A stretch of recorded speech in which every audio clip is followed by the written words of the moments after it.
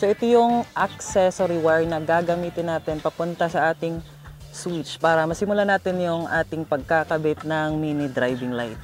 Screenshot nyo na lang yung ating diagram para masundan nyo if ever mag-DIY kayo ng inyong mini driving light.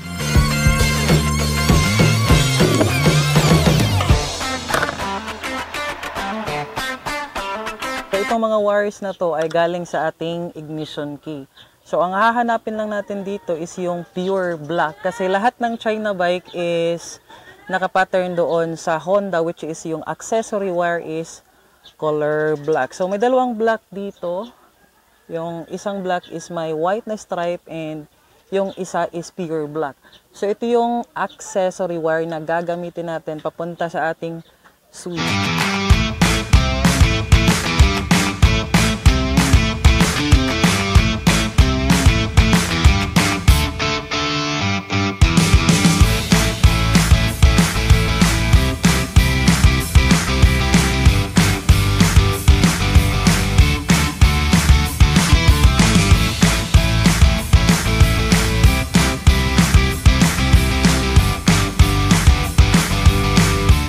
Naikabit na natin yung ating mini driving light and naikabit na natin yung ating relay, and last natin naikabit is ang ating fuse box. So ang next natin gagawin is sisimulan na nating mag-wiring. Since earlier nahanap na natin yung accessory wire, so ito yung una nating i-wiring. Niremove muna natin yung ating accessory wire gamit itong maliit na screwdriver para makonect na natin yung ating first connection.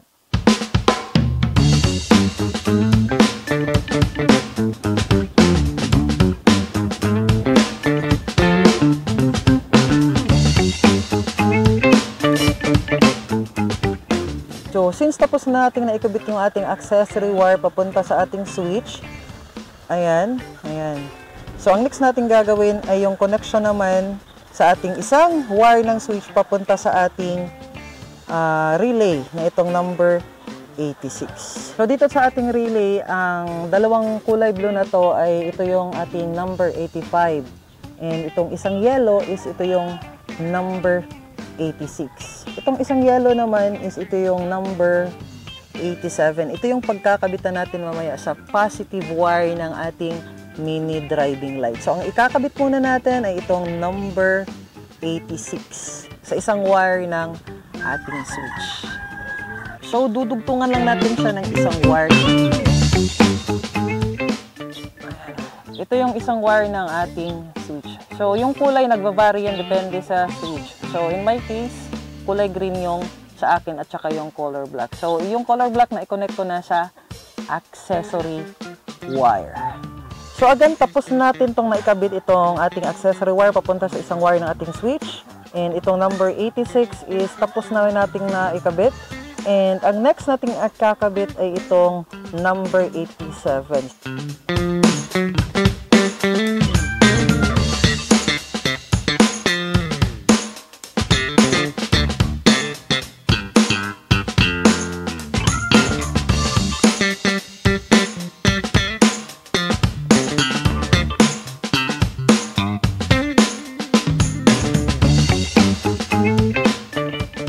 So since tapos na nating ma-wiring yung number 87 natin at saka itong positive wire ng ating mini driving light, which is itong color red, itong dalawang color red, ang next nating i-wiring ay itong negative wire ng ating mini driving light. So ito yung negative color black, and dito sa ating relay, meron din siyang dalawang wire which is itong kulay blue. So ito yung nasa number 85.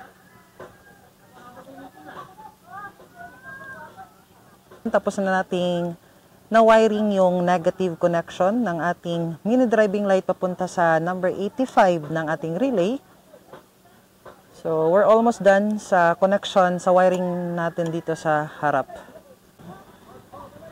So, itong dalawang connection na to, itong dalawang wire na kulay blue, itong isang blue na to, galing to sa ating number 85 ng ating relay. So basically, doon yun nakakonect yung negative ng ating mini driving light. So itong connection na gagawin ko, itong wiring na gagawin ko, is ito naman yung connection ng wire na papunta sa ating negative.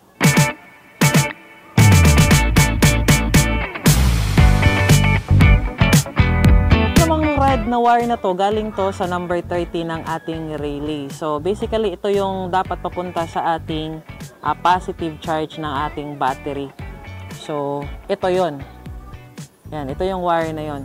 So again, hindi natin siya pwede i-connect directly. Dapat dadaan or dapat gagamit tayo ng fuse.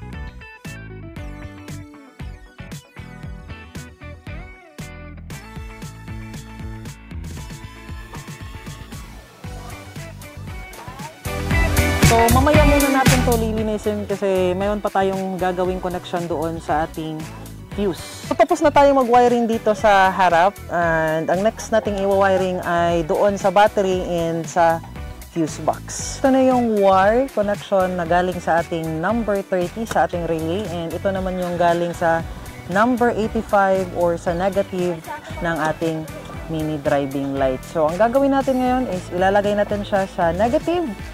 And itong isang wire is idadaan muna natin sa fuse box.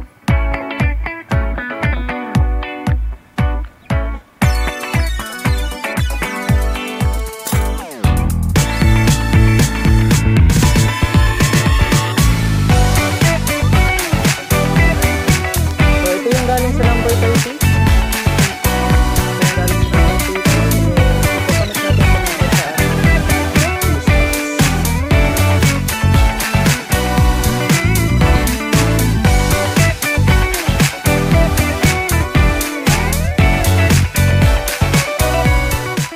So, pag nagtatanggal kayo ng terminals ng battery, ang unahin nyo is itong negative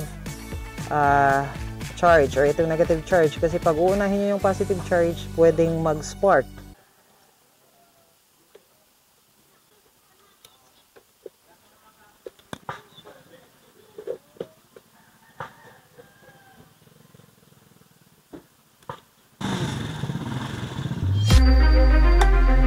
Ayan, nakasindi na yung motor natin.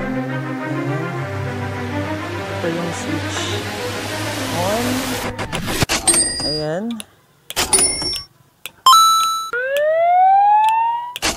Ayan. So, naging successful naman yung connection ng mga wires na ginawa natin. Ayan. Ito.